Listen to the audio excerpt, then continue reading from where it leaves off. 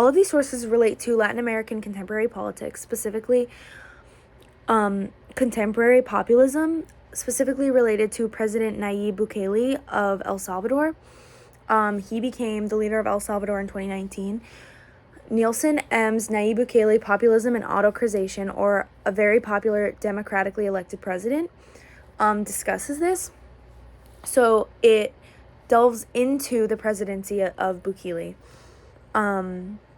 The author discusses if Bukele's rise represents a shift toward authoritarianism, which is shown as populism, or if he's actually a fair, democratically elected leader.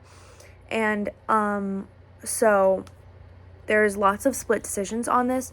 The YouTube video, Nayib Bukele's response to a reporter's accusations of human rights violations, also shows Bukele's presidency. It shines light on his whole presidency in the way that he responds. He responds aggressively and pointedly to the question. It shows he's not PR trained. He's not worried about what anyone's thinking because he has this large support, this large following that allows him to be a popularist. So he knows that his supporters will defend him. He has a large following on social media, and that's a large way that he connects with his supporters, which is a very contemporary way to do it. So he's confronted by a reporter, and the reporter accuses him of administrating human rights violations regarding the boy who's been in prison for multiple months, and allegedly he's innocent. Bukele defends himself. He discusses the situation where he cracked down on gang violence and arrested many alleged gang members, which did end up lowering the violence rate and overall bloodshed, but it did lead to questionable human rights violations like arbitrary arrests and mistreatment of suspects.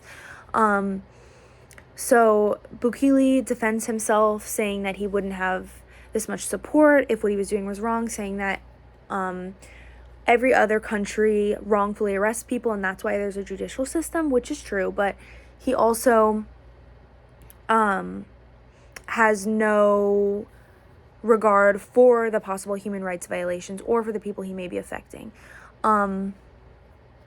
So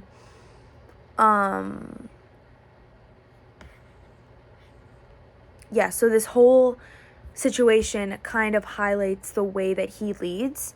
And Mainwaring, Perez, Leinen, Why Latin America's Democracies Are Stuck, 2023, discusses the state of democracy across Latin America, which connects to Bukele's presidency.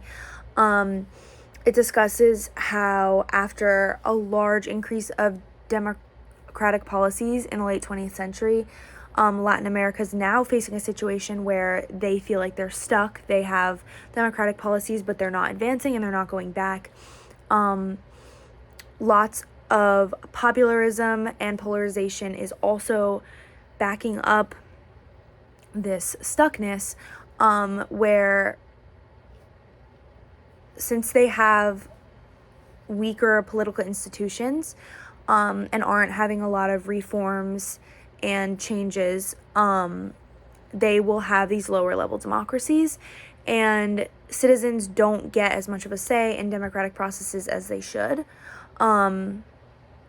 So they call to the need of making political systems more accountable and responsive to the needs of the people, which is somewhat what Bukele is trying to do. But the only problem with him is that he is also undermining democratic institutions with the amount of power and support that he has, which leads to a form of authoritarianism. So in Kim J. Democratic Peace and Covert War, a case study on the U.S. covert war in Chile, Kim challenges the strength of democracy that we think we have, or that many countries think they have, because they discuss the concept of democratic peace, which is a theory suggesting that democratic nations are less likely to go to war with each other. But then they discuss U.S. covert operations in Chile and how the U.S. undermined a democratic government, the government of Salvador Allende, and they supported a military coup. So this contradicts the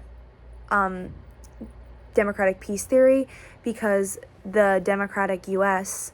went against the other democratic countries and inserted their own power. So it really just illustrates that just because countries are democratic and say they're democratic, they don't always follow democratic policies, and there's a lot of under the table undermining of democratic policies going on, not only in Latin America but also in the U.S. So Gonzalez, Harvest of Empire, A History of Latinos in America, Chapter 8, also discusses this, talking about how U.S. policies, often military interventions and economic exploitation, have undermined democratic policies as well, and led to waves of migration to the U.S.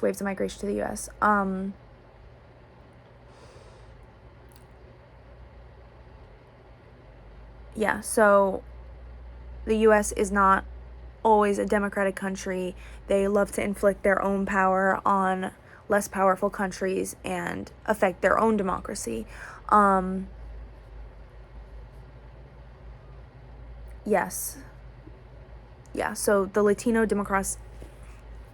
the Latin democracies have been affected by the U.S.'s affliction of power and turning away from democracy. So it's not only in Latin American countries, it's also from the U.S. The School of America's class is over by Al Jazeera. Also illustrates an example of the U.S.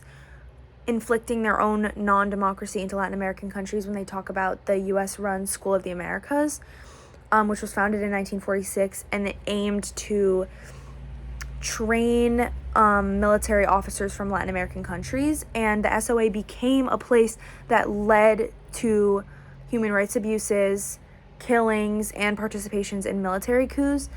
So once again, the U.S. is contributing to the cycle of violence and instability in Latin America. And it still continues, the SOA still continues to have impacts on Latin American societies in a negative way. So overall,